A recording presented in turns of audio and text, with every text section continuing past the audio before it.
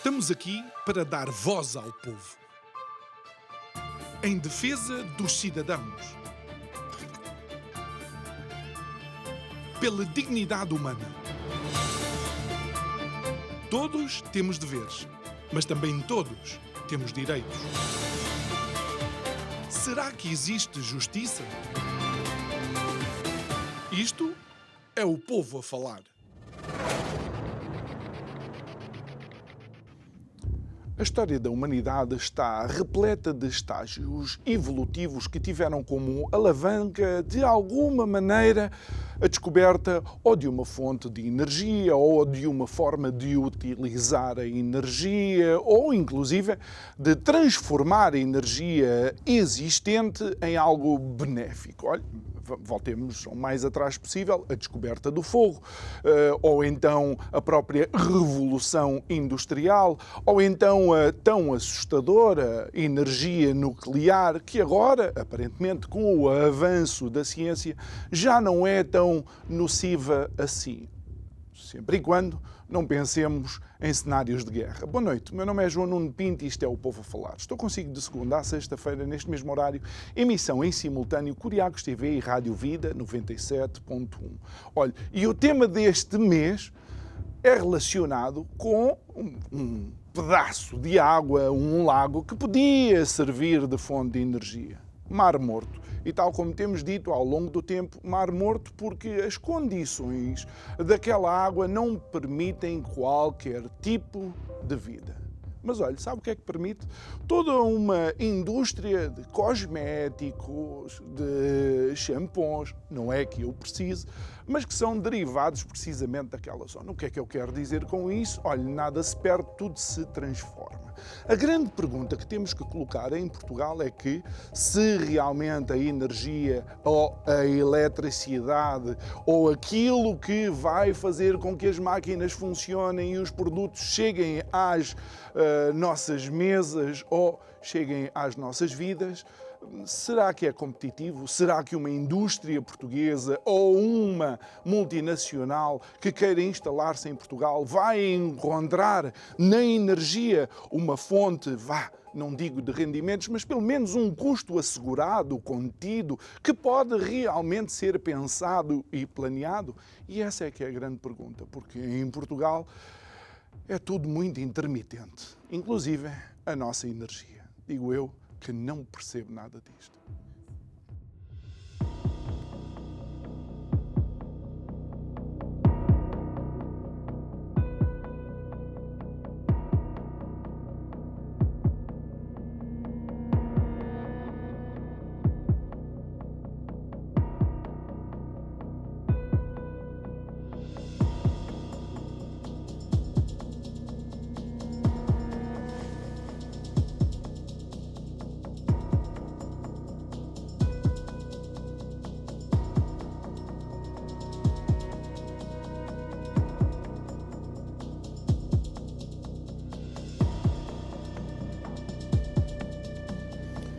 E de volta ao nosso estúdio é nosso convidado de hoje, uma das vozes mais conhecedoras desta temática, o professor Clemente Pedro Nunes. Muito boa noite, Sr. Professor. Obrigado mais uma vez por estar aqui connosco. Deixe-me dizer que, apesar do Sr. Professor ser um expert, de facto, nesta área, eu poderia convidá-lo para falar de qualquer outro tema, mas gosto de o receber aqui e que nos explique, de facto, toda esta, e vou voltar a utilizar com alguma ironia esta intermitência do atual mercado energético em Portugal, sendo que houve uma diretiva ou um comunicado da ERSE recente que mudou um bocado aquilo que era expectável. Pois, sobre os assuntos em que tenho algum conhecimento e domínio e posso acrescentar valor, tenho muito gosto em vir aqui, mas não sobre todos, mas sobre aqueles. Não gosto de falar sobre o que não sei ou que não posso acrescentar valor, ou pelo menos dar um contributo que eu considero positivo e esclarecedor. Tem razão, de facto houve um comunicado muito recente da ERSE, já desta semana, salvo erro, de segunda-feira, que veio confirmar algo que eu e outras pessoas já vinham dizendo há bastante tempo, é que algo vai bastante mal, nomeadamente no reino da eletricidade e da produção de eletricidade em Portugal. Concretamente, e com alguma surpresa, a ERSE, enfim, para colocarmos a situação nos seus devidos termos, de acordo com a legislação e o que existe, a ERSE apresenta uma proposta de preços para o mercado regulado até 15 de outubro, que é uma proposta, depois tem que ser discutida e depois em 15 de dezembro há uma auscultação pública, há um conselho tarifário da ERSE, outros órgãos da ERSE que têm que se pronunciar e outras entidades exteriores, e depois há uma proposta final em dezembro. Portanto, esta é uma decisão final em dezembro. Esta é a proposta agora. O que é que surgiu aqui de mais surpreendente na sua formulação? Foi, de facto, a assunção de que a dívida tarifária ia aumentar cerca de 1.800 milhões de euros relativamente à previsão para final de 2023. Note-se aqui que isto nas contas da eletricidade, como noutras coisas da eletricidade, é um bocadinho para iniciados, porque não é, a dívida tarifária nunca esteve nos 1.000 milhões de euros que eles dizem agora, foi sempre mais alta. Havia a expectativa o ano passado, portanto em outubro de 2022, que no final de 2023 fosse cerca de 1.000 milhões. Mas ela de facto nunca desceu muito abaixo dos 2.000 milhões. Agora, oficialmente, diz-se que para 2024, nos pressupostos atuais, com o objetivo de quê? Pois aí pareceu-me claro, com o objetivo de não aumentar muito o preço da eletricidade no mercado regulado. Aí, qualquer observador, aí não falo como especialista de energia, mas qualquer observador diz não há nenhum interesse em aumentar a eletricidade muito no mercado regulado, porque vai haver eleições europeias no ano que vem e, portanto, há que contentar os eleitores. Só que este mecanismo da dívida tarifária é um mecanismo muito complicado. Primeiro tenho as maiores dúvidas, não sou jurista, mas tenho as maiores dúvidas como é que a ERSE, de facto, isto é uma dívida quase pública. Porque quando se aumenta a dívida tarifária, o que é que se está a fazer? Está-se a adiar o pagamento Sim. pelos consumidores, porque repare, os produtores, incluindo aqueles que têm um regime especial, as feed-in tariffs, esses recebem já, quando produzirem. Os consumidores pagam mais tarde, com juros. Com juros. E o que é que o Estado faz? O Estado, falando, ou o Governo, neste caso a ERSE, se tiver poderes para isso, porque isso é uma questão, aliás, como sabe também o grupo parlamentar do PSD pediu uma audiência pública à ERSE, porque a primeira dúvida que eu tenho é se a ERSE tem poderes para aumentar a dívida tarifária. A ERSE tem poderes para fazer as tarifas e para estudar as tarifas e ver os custos e ver quanto é que cabe aos consumidores dos vários tipos de consumidores. Mas não tem poderes para emitir dívida pública ou quase pública. Portanto, esta é uma surpresa, a primeira surpresa surge daí. Por outro lado, não podemos esquecer que a Troika, quando esteve em Portugal, ficou, nomeadamente o Fundo Monetário Internacional, ficou espantado com a existência de uma dívida tarifária e o governo português comprometeu-se a acabar com ela até 2020. Exatamente. Agora estamos em 2023. Estava no bom caminho, por assim dizer, não é? E estava, aparentemente, no bom caminho até esta convulsão. A convulsão foi provocada porque os custos aumentaram mais do que estava previsto e porque, de facto, o nosso sistema elétrico, como poderemos ver a seguir, é, à partida, um desastre. E já veremos depois. É um desastre. Por causa das potências intermitentes que são protegidas pelas feed-in tariffs, que colocam um problema terrível nas potências de backup. Exatamente. E que tem provocado, inclusivamente, o disparar das importações, porque como em Portugal há feed-in tariffs e em Espanha não, e isto apesar da famosa exceção ibérica, que acaba em final deste ano, se não for renovada pela Comissão Europeia. Portanto, nós temos aqui um caldo de cultura extremamente perigoso, em que eu confesso que não estou a ver como é que a Comissão Europeia vai deixar passar isto. É só para que os telespectadores tenham consciência. Este aumento da dívida tarifária, ou seja, não é um aumento de custo, é um aumento de uma dívida, é o maior desde 2010. Exatamente. Ou seja, quase a caminho de década e meia, não é? Sim, de facto. Repare, e isto tendo o governo português assinado em 2012, em 2011, uma carta com a Troika dizendo que ia acabar com a dívida tarifária em 2020. Portanto, isto revela o quê? Revela que o sistema elétrico, como está constituído, a partir de potências intermitentes, em que o backup... Eu vou-lhe dar este exemplo. Repare como é que é o backup, quer dizer, são aquelas potências de pronto-socorro. Porque se eu tiver uma potência intermitente, o vento, que pode estar a superar a 100 km a hora, como esteve há 24 horas, e depois está praticamente a zero. E, portanto, as potências eólicas, a produção de energia eólica, se quiser, pode estar a produzir 5.000 megawatts e depois está a produzir zero, ou 50, praticamente zero. Para não haver um apagão, alguém tem que entrar de pronto-socorro para fazer a diferença destes tais 5.000 megawatts.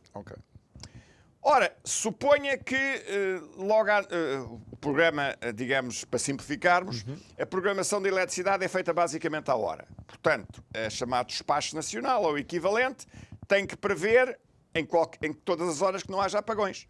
E, portanto, daqui a 2 horas, daqui a 4 horas, daqui a 5 horas, um dos problemas mais dramáticos que tem acontecido é a chamada ponta da hora de jantar, porque já não há potências fotovoltaicas e pode não haver vento, e, portanto, vai ter com os produtores e diga, olha, quanto é que você pode produzir e a que preço logo às 9 ou às 8 da noite?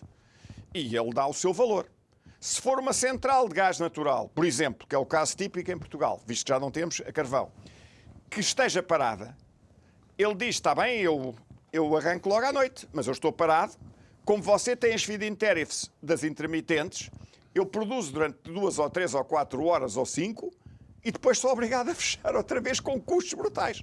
Portanto, o meu preço é 400, 500, 600, 1.000 euros por megawatt-hora. E o despacho o que é que diz? Oh, mas isso é um preço caríssimo. Eu disse, pois, mas eu tenho que aumentar, tenho que arrancar com a central, tenho que chamar, se for caso disso, o pessoal, tenho que pôr as coisas em banho-maria e aquecer. Se estiver completamente parado, veja os custos que isto tem. E, portanto, este regime, porque quem decide são as potências intermitentes. Isto é a subversão total de como foi concebido o sistema elétrico, que se baseia na estabilidade, para nós não sermos interrompidos e estarmos a fazer o programa de forma intermitente. Imagina o que era se nós começássemos e todos os 5 minutos tínhamos um apagão. Ficávamos sem luz, sem eletricidade, sem nada. E o espectador lá em casa também. Sim. Portanto, os próprios aparelhos elétricos em para casa não das falar pessoas, nos hospitais e nos exatamente. elevadores e as pessoas que Ou seja, um sistema que é suposto ser estável é construído naquilo que é instável. Isso é o que temos. Não, mais do que isso. Esse sistema instável, porque o que é que diz as feed-in tariffs? As feed-in tariffs diz que quando eu começo a produzir desses que têm sistema instável, os outros todos são excluídos do mercado. E mais essa. Claro, esse é que é o drama.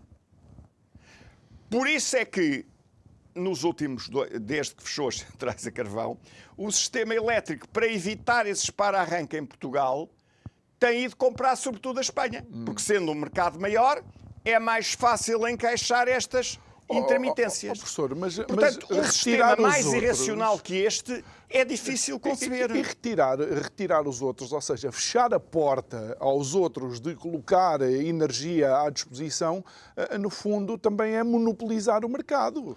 Não é? Ou seja, vai contra os princípios da concorrência. Pois, isto é totalmente. A feed-in tariff é a total subversão da concorrência. Suponha que você que dizia que dava um selo, por exemplo, de um FIT, por exemplo, a um café, que vende cafés. Okay. E esses cafés, sempre que tenham a vender, que estejam café para vender, as pessoas têm que ir lá e comprar, mesmo que seja o dobro ou o triplo do preço. E os outros cafés à volta não podem. Não podem. Quando aqueles têm para vender. Só podem quando aquele diz, olha, esgotei. Já não tem. Portanto, isto é a subversão total. E é isso que temos. Portanto, é evidente que é impossível racionalizar este tempo. Mas o problema, digamos, nós temos aqui uma situação em que as feed-in tariffs atribuídas pelo governo Sócrates Pinho, basicamente, a maior parte delas vão funcionar até 2028. Repare, mesmo que você tenha potências fotovoltaicas e eólicas, como agora muita gente investe, à hora a que as outras potências com FIT ocupam o mercado, essas não entram. Você é obrigado a pagar 300 euros por megawatt-hora por uma potência com FIT que tenha sido dada pelo engenheiro Sócrates, mesmo que tenha ao lado uma outra fotovoltaica nova que não tem FIT, e diga, eu vendo-lhe por 10. E eu digo, não posso comprar assim porque tenho que vender de acordo com a FIT. E os consumidores é que pagam. E essa é que é a questão. Porque o problema é que o que é que fez esse decreto-lei da dívida tarifária? O Estado disse, e agora pelos vistos a ES reforça, dizer os consumidores vão ser obrigados a pagar esta dívida. Portanto, senhores bancos podem emprestar o dinheiro a quem? Aos produtores, porque para receberem o preço todo a que têm direito, com os juros que forem da altura, como sabe, neste momento estão bastante altos, que são pagos por quem? Pelos consumidores. Portanto, isto em termos de concorrência, de equilíbrio, de competitividade, é o total desastre. Então, E por isso é que nós, o ano passado, fomos comprar a Espanha a bagatela sim. de 1.659 milhões líquidas, ou seja, a diferença entre o que se vende e o que se compra. E este ano vamos pelo mesmo caminho, ao próximo disso. E para o ano ainda pior. E no meio disto, há um tal concurso de potências eólicas offshore, que é capaz de já ter ouvido falar, que pelos vistos também querem FITs de 160 euros. E eu pergunto, e quem faz o backup? O Sr. Ministro do Ambiente já veio dizer que é preciso gás natural até 2040, o que é um sinal de algum bom senso. Gás natural para backup, centrais de gás natural. Mas há um problema aqui.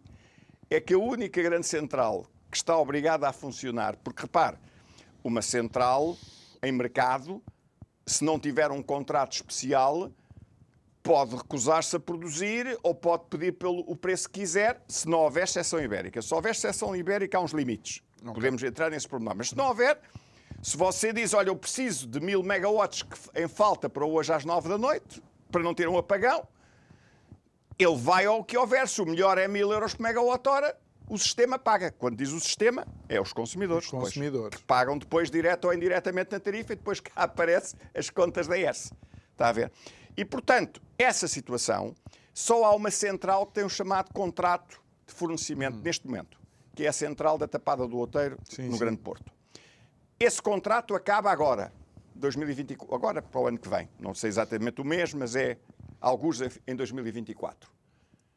O Governo aparentemente está a negociar um prolongamento do contrato, porque o contrato o que é que tem a vantagem? Dizer, os meus amigos têm uma remuneração básica, têm uma garantia de exploração mínima, de resultados de exploração mínimos, mas estão obrigados, comprometidos contratualmente, a vir em socorro do sistema sempre que precisarmos. Portanto, andam um pouco de pronto-socorro para cobrir as intermitências. Sem ser com esta... com a feed-in tariff, com aquela FIT, eu quero cobrar a X agora. Eles aí, a feed-in tariff é fixa, garante é quando produz entra. Okay. Aqueles estão para cobrir os buracos quando não há vento ou quando não há sol. Portanto, são os homens que garantem que o sistema não tem apagões.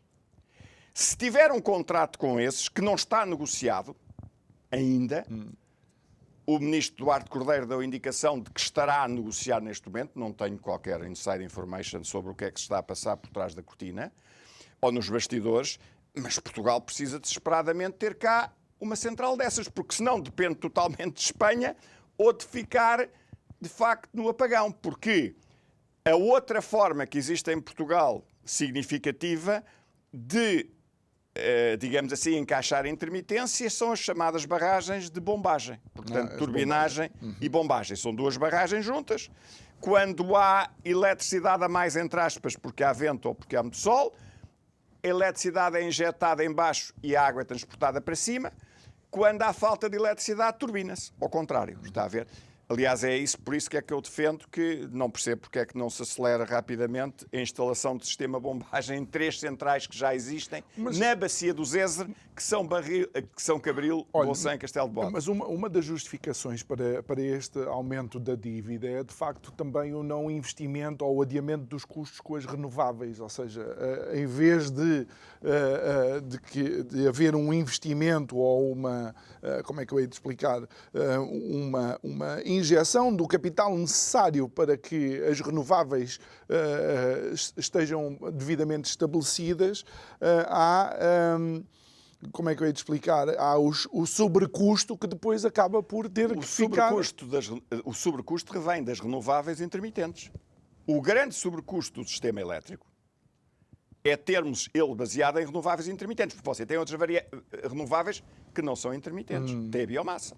Por exemplo, que serve, sempre fala aqui que serve para limpar e viabilizar a limpeza das florestas e lutar contra os fogos florestais, a propagação dos incêndios florestais. Como é que se justifica este aumento da dívida? Bem, vamos lá ver uma coisa. A ERSE não faz política energética.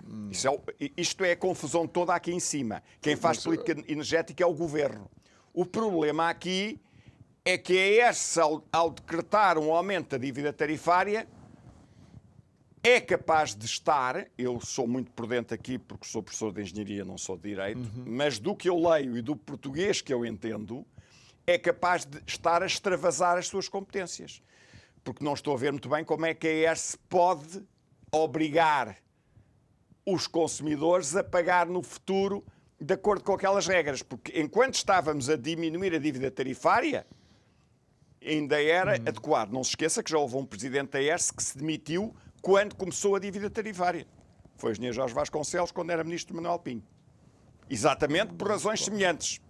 O preço estava a disparar, o regulador disse, bom, mas o que diz é que o preço tem que ser repartido por todos, e o ministro disse nem pensar porque isso é um problema político, então os produtores recebem já, mas os consumidores pagam depois e o governo faz um decreto-lei a dizer que eles são obrigados a pagar depois.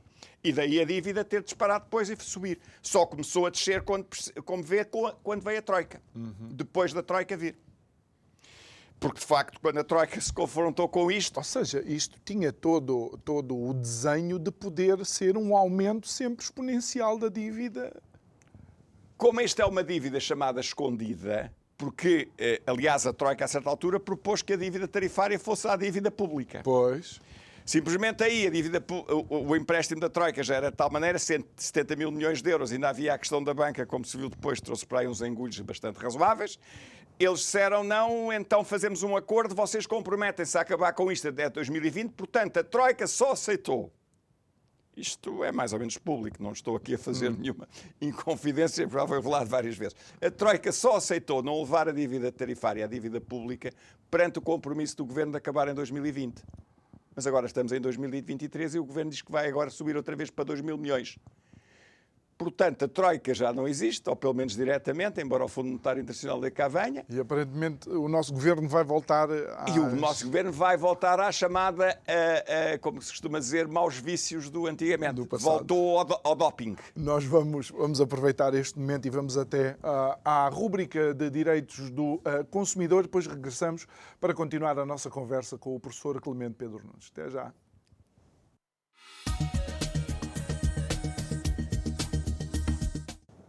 Salve direitos do consumidor, direitos do cotidiano. É preciso saber para se proteger. Desmandos da TAP, já não há quem os tape. Voo TAP Milão-Rio de Janeiro cancelado. Invocado por um cidadão brasileiro o Regulamento Europeu de 11 de fevereiro de 2004, em vista da correspondente indemnização, responde a TAP. E a sua resposta é, no mínimo, insólita. Temos conhecimento do Regulamento 261/2004, que atribui à Comissão Europeia, quando se trata do Parlamento Europeu e do Conselho, e aí se diz que, no entanto, a política interna pela TAP Air Portugal adotada refere-se exclusivamente a compensações através de milhas ou vouchers de viagens, uma vez que a regulamentação, chamam-lhe assim, 261 da União Europeia não foi ratificada pelo Congresso Nacional Brasileiro. Perante este quadro, que solução buscar? Cumpre dizer aqui o que se nos oferece. Mas o que disse, desculpe, torpes desmandos da TAP, nada há que os oculte, já não há manta que os tape. As justificações da TAP, Companhia de Bandeira Portuguesa, são um nojo, não têm qualquer fundamento legal e a TAP, de certo, o não ignorará. Trata-se incontestavelmente de uma falácia para fugir às obrigações decorrentes do Regulamento Europeu que manda indemnizar os passageiros, neste caso com 600 euros em numerário. O Tratado sobre o Funcionamento da União Europeia define regulamentos como atos jurídicos de aplicação geral, obrigatórios em todos os seus elementos e diretamente aplicáveis aos Estados-membros da União Europeia.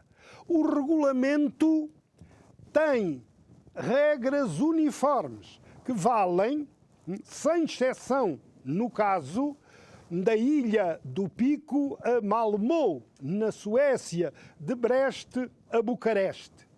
E, por conseguinte, tratando-se de um regulamento que se aplica a todos os passageiros, seja qual for a sua origem, dizer que carece de ser ratificado pelo Congresso Nacional Brasileiro é o menos que se pode dizer, permita-se-nos a expressão, uma autêntica calhoada. A TAP não tem vergonha nenhuma.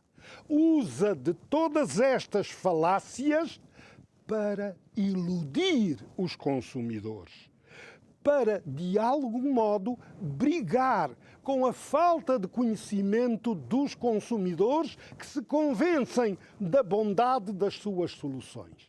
A TAP tem de arrepiar caminho. A TAP tem de emendar a mão. A TAP tem efetivamente de ser exímia em toda a sua conduta perante aqueles que constituem, na realidade, a sua razão de ser.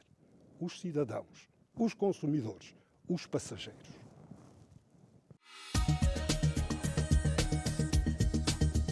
De volta ao nosso estúdio, estamos a conversar com o professor Clemente Pedro Nunes, estamos a falar das questões da energia em Portugal, nomeadamente deste último comunicado da ERSA, dizer que a eletricidade iria subir cerca de 2% no mercado regulado em 2024 e, acima de tudo, esta surpreendente, ou talvez não, subida da dívida tarifária, que é o maior aumento desde 2010. Mas, entretanto, onde eu reparei que havia um aumento expressivo era nas tarifas de acesso à rede, onde o custo, o ano passado, situava-se em menos 30 euros e passa agora para 48,1 euros positivos. Eu nem sabia que havia euros negativos e euros positivos. Pode-nos ajudar a entender e tentar, de alguma forma, perceber porque é que é este saldo. Pois, com certeza tentarei. A tarifa de acesso à rede é um chavão onde estão todos os custos políticos dos contratos feitos pelo Governo no sistema elétrico. Aqui inclui, como maior expressão, o custo das feed-in tariffs, das intermitentes, ou seja, eólicas e fotovoltaicas. Tem também o chamado compensação das regiões autónomas, que é um valor muito mais pequeno, mas também existe. E existem uma série de outras rúbricas ligadas à questão das autarquias e de passar as cabelagens dentro do chamado TOS também, nas ruas das várias cidades, para poder levar eletricidade a todos os consumidores. Mas o grosso da coluna são o chamado PREs, produção em regime especial, que são as tais intermitentes. As tarifas de acesso à rede são pagas por todos, porque, além do mercado regulado, há o chamado mercado livre, ou seja, o mercado em que contrata com o comercializador o seu fornecimento. Só que o mercado livre é obrigado a pagar essas tarifas políticas de acesso à rede. Portanto, quando aumenta... Não pagamos de uma maneira, pagamos de outra, não é? Totalmente. Portanto, aqui o que é que acontece? Com este aumento, que é de facto muito significativo, porque o que é que se passou? Com o encerramento das centrais a carvão, com a questão do aumento do preço do gás natural, a guerra na Ucrânia e todas as suas consequências, e toda esta desestabilização no mercado ibérico, apesar da questão da exceção ibérica, que quanto a mim, se eliminar, vai fazer disparar o preço da eletricidade às horas de falha, para valores como já teve antes da exceção ibérica, da ordem dos 500, 600, 700 e não sei se 800 euros por megawatt-hora, se realmente acabar em 31 de dezembro e não for renovada pela Comissão Europeia, tem que ser a Comissão Europeia a renovar. Portanto, estas tarifas de acesso à rede, o aumento, significa que todas as pessoas que têm contratos comerciais vão ter que pagar mais isso, porque isso é em cima da componente de energia livre, chamemos assim. Às vezes é um peso que é quase 50%. Pois, essa é a questão.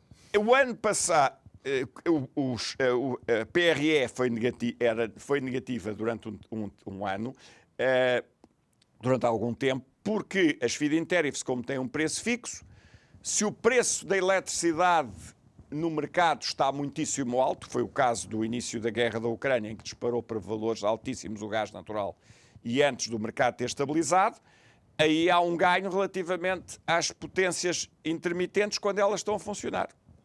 E o Governo aproveitou ano passado a ERSE para pô-las negativas para beneficiar os consumidores. Só que os preços, na prática, aquilo foi baseado numa previsão. Os preços, na prática, do mercado do gás natural e do mercado livre foram mais baixos do que as feed-in tariffs. Portanto, o dinheiro com que eles estavam a contar, afinal, não existia e tinha que ser pago. E por isso é que agora ainda fizeram aquela correção, não sei se se recorda, em julho, que aumentaram as tarifas de acesso à rede e houve um aumento das tarifas para os consumidores, mesmo no mercado livre, em 1 de julho. Sim. Só que isso não foi suficiente para cobrir essa diferença. E, portanto, agora vão ter que fazer esse aumento que, segundo alguns especialistas e algumas contas, não chegam para cobrir todos os custos que estão em cima da mesa. Portanto, essas tarifas de acesso à rede, provavelmente para o ano, poderão ter que ser corrigidas. Mas isso é uma situação ainda a ver no futuro.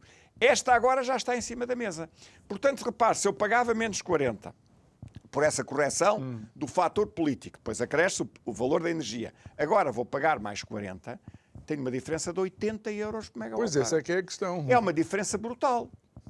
Se o preço da energia, da componente de energia, continuar o mesmo do que está, portanto, continuar em 24 como em 23, o consumidor, nomeadamente os industriais, ou mesmo os domésticos que estejam em mercado, ou as pequenas e médias empresas e algumas micro, vão ter essa alavanca toda. A única coisa que o Governo fez foi permitir a todos que estão em baixa tensão normal e em baixa tensão especial, se quiserem, poderem fugir, entre aspas, para o mercado regulado. E daí a preocupação que o Governo teve. Mas o custo está lá na mesma. No mercado regulado está. Pois. Depois, se faltar o dinheiro, lá temos que ir à dívida tarifária ou arranjar um sistema qualquer. O preço do mercado regulado é muito manipulação política. E no ano de eleições europeias, quer dizer, aqui eu tenho alguma dificuldade, até porque conheço pessoalmente os dirigentes da ERSE, mas isto aqui cheira muito a cozinha política. A ERSE não devia estar nisso, porque a ERSE é um organismo independente, um regulador que tem técnicos de alta competência. Mas, de facto, este comunicado da ERSE não se entende.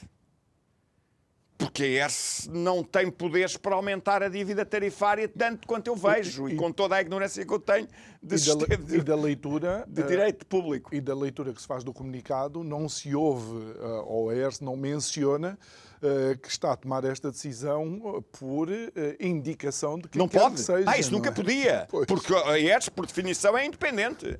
É como o Banco Central ou o Banco Central Europeu. Isso aí é impossível. Oficialmente, isto é a ERSE que assume. Fica com todo o ónus. A dúvida que eu tenho é que uma dívida tarifária é um compromisso que eu estou a pôr para os consumidores de pagarem a dívida com os juros acrescidos de acordo com regras que são definidas num diploma governamental, quando criou a dívida tarifária, que era para ter sido extinta até 2020 pelo acordo que o governo português fez com a Troika. E que agora, nesta situação, aparece a aumentar. Ou seja, parece que está a ressuscitar, não é? A dívida não só tarifária. está a ressuscitar, como eu não consigo entender cobertura legal para o que se está a passar.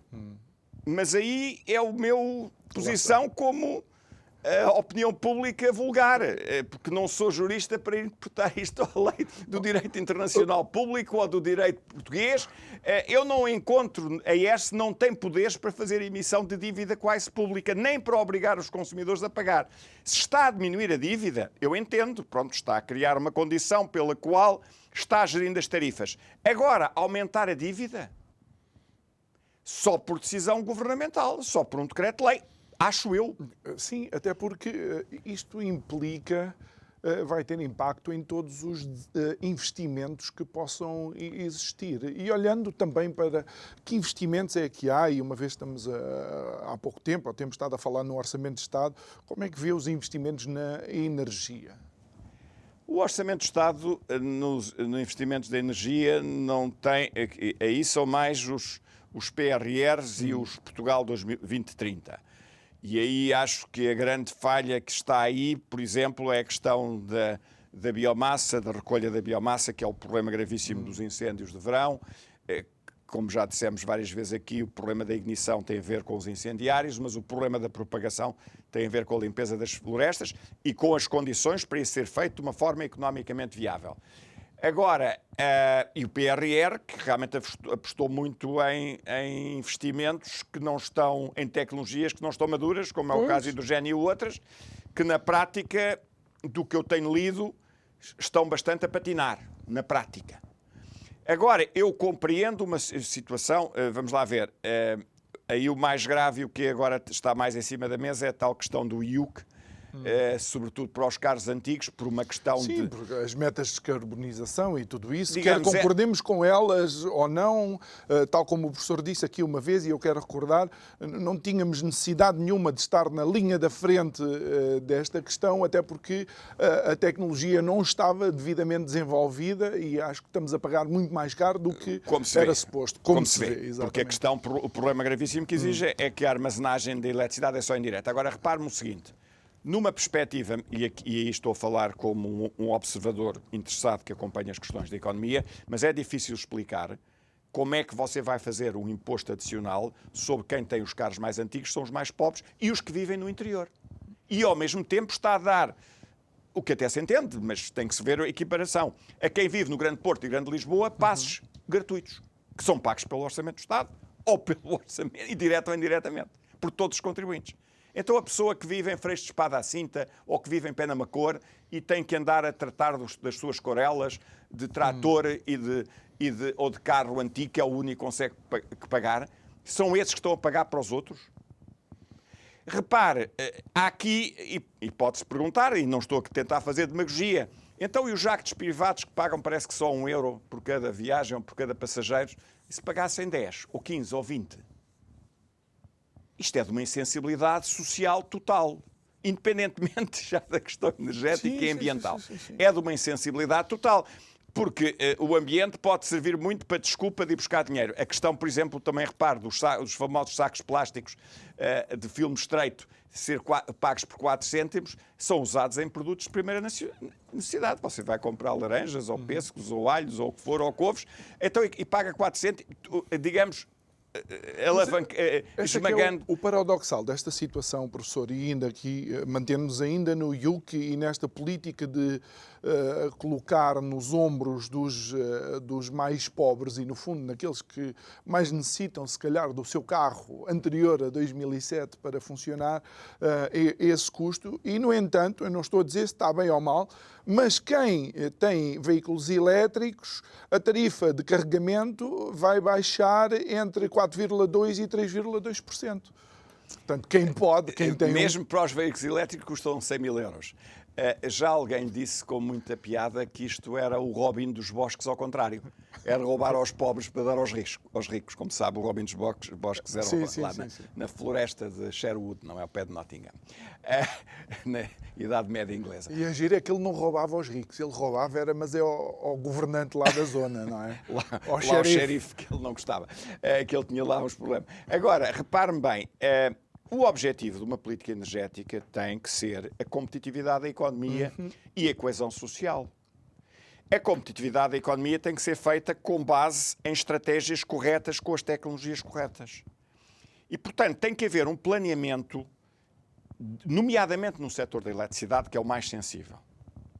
Porque é aquele que os investimentos são a longo prazo, em que as pessoas exigem condições, porque, repare, neste momento, diz-se, depois, sobretudo, não sei se sabe que houve um concurso em Inglaterra de eólicas offshore que ficou deserto. E certo, isso causou um grande impacto na Inglaterra e foi na sequência disso que o primeiro-ministro inglês até adiou a questão do fim dos veículos. Sério? Exatamente. Deserto? Deserto. É que deserto, em Inglaterra, como offshore, com o vento como tem Inglaterra, Porque eles deram-lhe uma FIT, que aliás foi muito discutida no governo inglês, porque a FIT Tariffs tem o tal problema do backup, que é pago para os outros, portanto, pago pelos outros. Porque quem tem a feed-in tariff disse: eu recebi o meu dinheiro, acabou, estou em casa. O resto que se desembrulhem. Então, e isso criou de facto essa... Estava para haver em Portugal, e foi anunciado, primeiro 10 mil megawatts, depois 2 mil megawatts, primeiro no tempo do anterior ministro e do secretário de Estado Galamba, agora já deste do Duarte Cordeiro, 10 mil megawatts de potências offshore. Depois foi falado num número bastante mais baixo, 4 mil, depois falou-se em 2 mil. Bem, o problema é que se tem uma potência offshore, o cabo de ligação, se tiver 10 ou 15 km, custa dezenas de milhões. Já temos uma offshore semi-experimental em Viana do Castelo, que também tem uma feed-in tariff. Mas se tem feed-in tariff, o cabo também foi pago por fundos intercomunitários e pelo consumidor, porque isso depois vai às tarifas. Há redes, todos os investimentos na rede de distribuição aparecem nas tais tarifas de acesso à rede. Incluindo o famoso pipeline e o reforço do pipeline lá de Celurico da Beira para a Astorga. Está a ver? E, portanto, os investimentos da REN automaticamente têm remuneração garantida, sempre que são feitos. Portanto, repare bem que nas contas da eletricidade, são contas decididas por decreto. É o auge daquilo que eu chamei já há 20 anos quase o capitalismo decretino. Ou seja, que se baseia em decretos. O lucro depende de um decreto. Não do esforço, não da habilidade, não da persistência, que deve ser o normal numa economia social de mercado. Da competitividade da competitividade, das pessoas trabalharem mais ou menos, de estarem cá horas e de fazerem os seus programas, no vosso caso, ou de venderem produtos adequados, ou nos restaurantes, ou fabricarem automóveis melhores que os outros. Isso é a economia social de mercado, por isso é que as coisas evoluem. Eu tenho um produto melhor e os clientes vão lá buscá-lo. Sorriu mais aos clientes. E o mercado vai regulando. Vai regulando e vai melhorando. Vão ficando para trás os que são mais lentos e não sabem cumprir e que recebem os clientes num restaurante de mau cariz em vez de ser com um sorriso largo. Tudo o que você conhece sobre o que é o desenvolvimento de uma economia social de mercado. Agora, aqui não. Aqui é o que está nestes famosos acordos.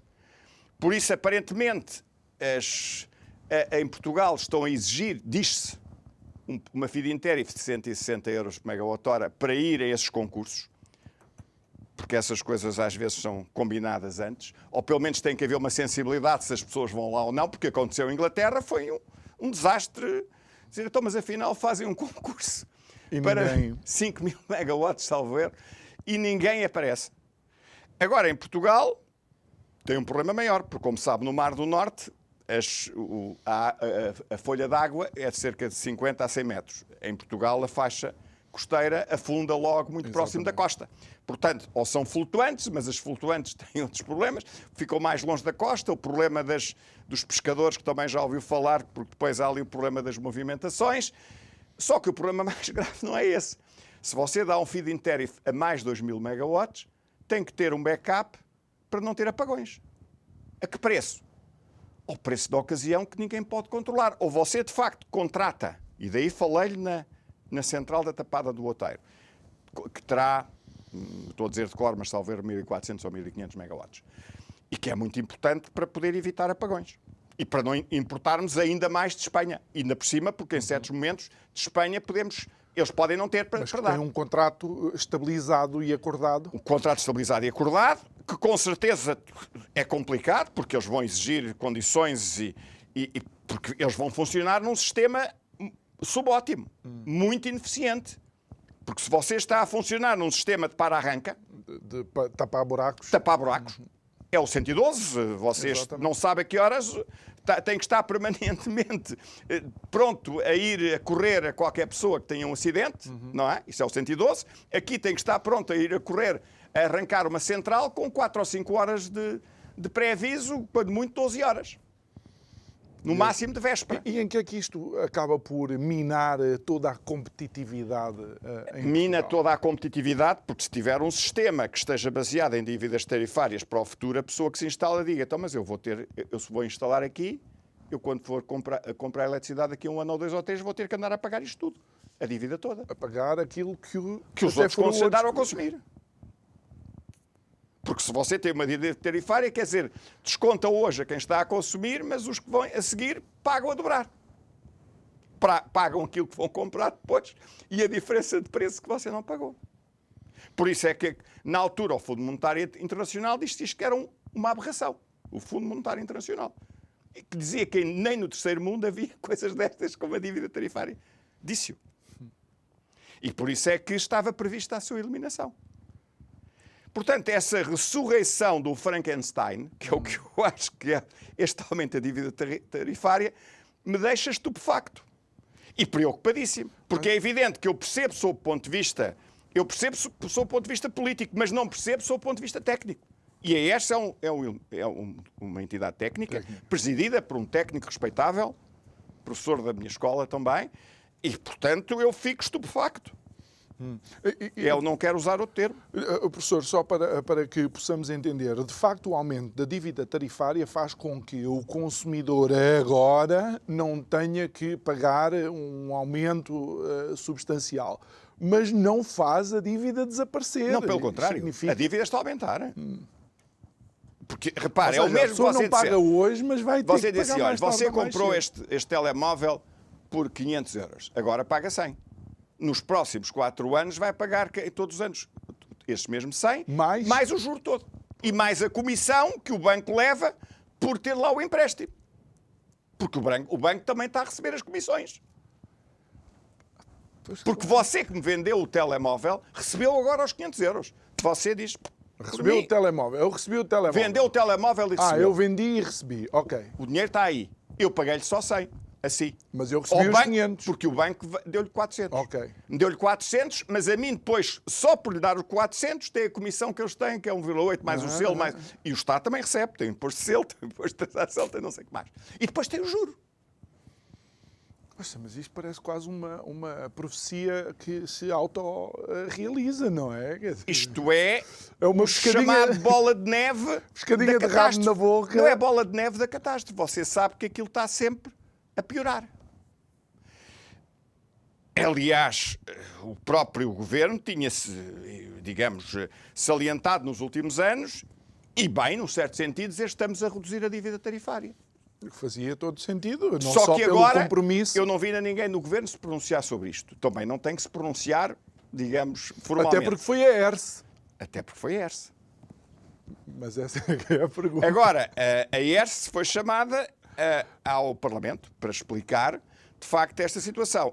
O que eu lhe digo é o seguinte: o que está por trás é o erro da política elétrica, do sistema elétrico. O desenho e a arquitetura do sistema elétrico em Portugal. Professor Clemente Pedro Nunes, muito obrigado mais uma vez por ter estado connosco. Quero relembrar que o professor Clemente Pedro Nunes sempre nos faz menção àquilo que é a biomassa e, de facto, Portugal, não só pela questão do dramatismo dos incêndios, mas Portugal tem o potencial de utilizar a biomassa como fonte de criação de eletricidade. E fica aqui novamente este ponto de atenção. Já o faz, mas devia fazer bastante mais. Devia fazer muito mais. E quero agradecer a você que acompanhou os programas. Quero recordar que pode rever esta conversa e outras no YouTube, no canal do Isto é o Povo a Falar. Faça a subscrição, clique lá no sininho para receber as notificações cada vez que fazemos o upload de um dos programas. Resta-me desejar-lhe uma ótima sexta-feira. É sexta-feira? Não é? Pois, claro. E um excelente fim de semana. Não se esqueça, a chuva é necessária, mas você não tem que andar à chuva. E se andar, use um guarda-chuva. Resto de uma boa noite. Obrigado.